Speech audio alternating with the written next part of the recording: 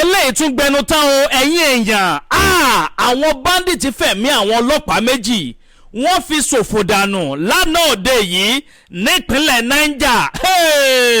èèmọ̀ lukutu pẹ́bẹ́ǹpẹ̀bẹ́ àwọn bandit yìí wọ́n ṣe àkọlù sí mobile police camp tí ń bẹ ní Papari ń bẹ ní Ankwara local government area nípínlẹ̀ Niger.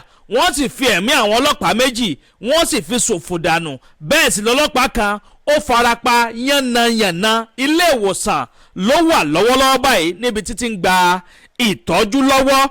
Màá gbẹ̀yìn débẹ̀ ẹ bá ń ṣe yín ò lé ní èkejì ẹ̀wẹ̀ lópòpónà Ankaba gẹ́gẹ́ ròdù nípínlẹ̀ Zamfara. Àwọn atiláwí àwọn afẹ̀míṣòfò wọ́n tún lọ gbin IED explosive device bọ́ǹbù ní jẹ́bẹ̀ wọ́n lọ gbìn sójú ọ̀nà níbi táwọn èèyàn ń gbà kọjá làwọn arìnrìn àjò náà bá ṣe gẹ̀rẹ̀gẹ̀rẹ̀ ni wọ́n lọ gun orí ẹ̀. ẹ wá wo bí gbogbo ẹ̀ ṣe búrẹ́kẹ́ tí gbogbo ẹ̀ dún gbàmù gbogbo apá lọ lọ́tọ̀ orí lọ lọ́tọ̀ ọrùn lọ lọ́tọ̀ gbogbo àgọ́ ara àwọn èèyàn ó pín yànnàyànnà ẹ̀yin èèyàn ẹ wo comment section fídíò tẹ́ ń wò lọ́wọ́ yìí Telegram channel wa àti WhatsApp channel wa bẹ́ẹ̀ ẹ wá wo àwọn òkú bó ṣe sùn lọ rẹ́ẹ̀rẹ́ mi láǹfààní láti post àwọn fọ́nrán yẹn sórí Facebook àbórí YouTube ń bì àmọ́ ẹ wo comment section wa ń bẹ̀ yẹn ẹ rí link tí ó gbé yín lọ síbẹ̀ bàgẹ́ tẹ́ farabalẹ̀ wo gbogbo àwọn òkú tó sùn lánàá òde yìí àtàwọn ọlọ́pàá tí wọ́n gbẹ̀mí mì. ẹ wò màá dárúkọ àwọn ọlọ́pàá yẹn fún yín categorically ni o pẹ̀lú AP number wọn pátápátá ni màá dárúkọ fún yín. eléyìí ò kì í ṣe fake news nǹkan tó ṣẹlẹ̀ gangan ni kódà ọ̀pọ̀lọpọ̀ àwọn ìwé ìròyìn lọ́lọ́kan òjọ̀kan ni wọ́n ti gbé àwa kì í gbé fake news ń bì. ẹ máa bá ń comment kẹ́ máa like kẹ́sì máa bá mi pín fọ́nrán ìkáàkiri lógúnlógún lọ́gbọ̀nlọ́gbọ̀n ẹ máa bó ṣíaṣíá ẹ máa bó kárakára bẹ́ẹ̀ náà ní kẹ́ bá yẹn bó káàkiri tààràtààrà kó lè tètè kan ọ̀pọ̀lọpọ̀ àwọn èèyàn lára. Ìkànnì Àdàbà tẹlifíṣàn ni wọ́n ń pè bí níbi tá a ti máa ń mú wá fún yín àwọn ìròyìn yàjóyàjó ìròyìn ajá àbálẹ̀ mo ti gbóhùn tẹ́ mọ́ jẹ́dé o. bẹ́ẹ̀ ni ṣeré lè ta mú wá fún yín lónìí ó kẹnu ó fẹnu kódà ó tún lọ́ọ̀rìn. ǹjẹ́ ẹ ti gbọ́ lẹ́tọ̀ bẹ́ẹ̀ ni ìwọ tó o bá gbọ́ nǹkan tí ń lọ́nu ayé kọ́lọ̀ má jẹ́ kí yẹn dòkú nígbà tí yẹn wà láàyè.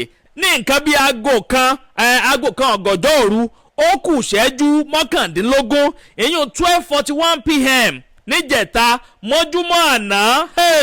àwọn atiláwí bẹ́ẹ̀ ni àwọn tẹ́rọ́rìsì àwọn báńdíìtì wọ́n ṣe àkọlù kan tó ní agbára sí mobile police camp tí ń bẹ ní Papari Ankwara local government area nípínlẹ̀ Niger. ẹ̀yin èèyàn ṣe rántí Papari tó yẹ pé àwọn bandit tí wọ́n ti lọ ṣọṣẹ́ lọ́dún tó kọjá lọ́hùn tí wọ́n ti lọ kó àwọn ọmọléèwé St Mary Catholic School tí wọ́n kó àwọn ọmọ tí lọ síbi 312 àtàwọn olùkọ́ wọn tí wọ́n kó gbogbo wọn sínú convoy wọ́n ní ọkọ̀ tí wọ́n gbé lọ síbẹ̀ ńgbà yẹn ó gùn gbọ̀nràngbọ̀nràn tí wọ́n fi jẹ́ àwọn ọmọ yẹn kó lọ. agbègbè yẹn gangan ni police station yìí wà mobile police camp wọ́n ya wọ bẹ̀ lọ́gànjọ́ òru.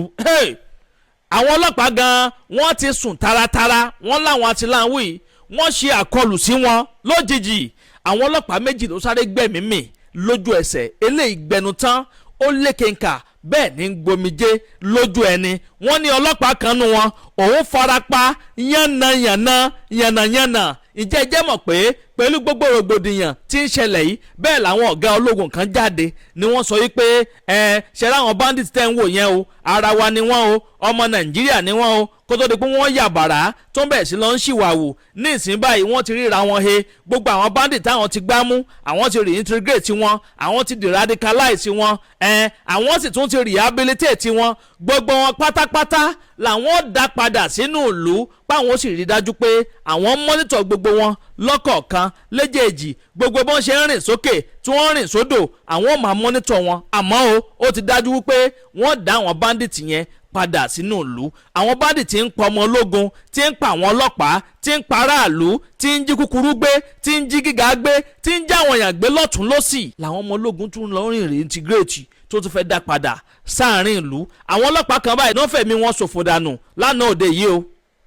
ṣé ẹ rí nǹkan báyìí ẹ̀yin èèyàn ẹ bá ń comment kẹ́ máa like kẹ́sì máa bá mi pín fọ́nrán yìí káàkiri lógúnlógún lọ́gbọ̀nlọ́gbọ̀n kó lè tètè kan ọ̀pọ̀lọpọ̀ àwọn èèyàn lára. ṣé bá ṣe máa bá lọ rèé lórílẹ̀‐èdè Nàìjíríà kó má dàbí ẹni pé mò ń ṣe àhesọ ọ̀rọ̀. ẹ já sáré gbọ́rọ̀ díẹ̀ lẹ́nu ọ̀gá ológun yẹn, ẹ gbọ́ nǹkan tó ń sọ.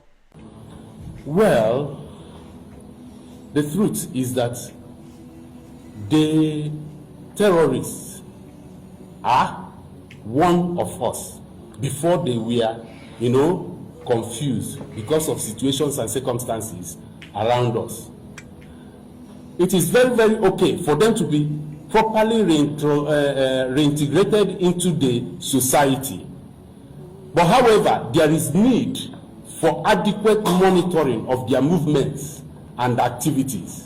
They have no other home but this Nigeria, and they have to equally move on with their compatriots. The only thing is monitoring to make sure that they don't deviate if they are brought back into the society. ọ̀rọ̀ lẹ́gbọ́n yìí ò ẹ̀yin èèyàn, ṣé ọ̀rọ̀ lélẹ̀ tọ́gà ológun yìí sọ báyìí nítorí Ọlọ́run ṣó bójú mu? àwọn ọmọ ológun tó ti fẹ̀mí wọn ṣòfò látàrí pé wọ́n dojúkọ àwọn bandit nínú igbó tó ń bá àwọn bandit jà, Ọlọ́run tó ń wà lọ́hùn, ṣé tó bá ń rí nǹkan táwọn ọmọ ológun ẹgbẹ́ àwọn tó kù, àwọn ọ̀gá ológun tí wọ́n ń ṣe fáwọn bandit yìí, ṣé nu wọn máa dùn àbí nu wọn máa bàjẹ́? nígbà táwọn kan bá fi fámìlì tí wọ́n sílé, wọ́n fi ìyàwó àtọmọ, wọ́n dojúkọ àwọn bandit nínú igbó tí wọ́n ń jà fáwọn ọmọ orílẹ̀-èdè Nàìjíríà. ọ̀pọ̀lọpọ̀ ẹ̀mí àwọn ọmọ ológun yẹn ló ti ṣòfò dànù látàrí pé wọ́n bá àwọn bandit jà. àwọn bandit táwọn ìjọba tí wọ́n á rí mú, kàkà tó yẹ kí wọ́n pa ọgbọ́n dànù, wọ́n tún lọ́ọ́ rìn interrogate wọn, wọ́n tún dá wọn padà sínú ìlú. eléyìí gbẹnu tán. ẹ wò ìṣẹ̀lẹ̀ àbàmì tó wáyé níjẹ̀ta mọ́júmọ́ àná ní Pàpárì. àwọn ọlọ́pàá mẹ́ta, bẹ́ẹ̀ ni méjì dànù nípa àfọ́náfọ́sù. bẹ́ẹ̀ ọ̀kan nù wọn lòun farapa yánnayànna. Inspector Ibrahim Abdulmalik AP number ẹ̀ ní 293253 293253. òun bẹ ní 20 PMF. èkejì ẹ̀wẹ̀ ńkọ́ Inspector Dennis Sani 62 PMF ni òun wà ní tiẹ̀ ní Kàchánsí. bẹ́ẹ̀ ni AP number yà máa jẹ́ 371352. àwọn ọlọ́pàá méjèèjì tí wọ́n ta tẹ̀rù ń pa lánàá nìyẹn táwọn bandit ti padà nù nípa àfọ́náfọ́sù. ẹlẹ́kẹta wọn ní jẹ́ Inspector Emmanuel Ọ̀nà 1 PMF lòun wà ní tiẹ̀ ní Kaduna lọ́hùn. AP number yà máa jẹ́ 283728. kódà wọ́n ti rọ́ọ̀ṣì òun tiẹ̀ lọ sí ilé ìwòsàn níbi títí ń gba ìtọ́jú lọ́wọ́ torí pé orí ló kó òun yọ lánàá òde yìí. ẹ wo comment section fídíò yìí, ẹ rò kú gbogbo wọn nínú Telegram channel àti WhatsApp channel wa. òkú wọn ó lọ́rẹ́ rẹ̀ ni.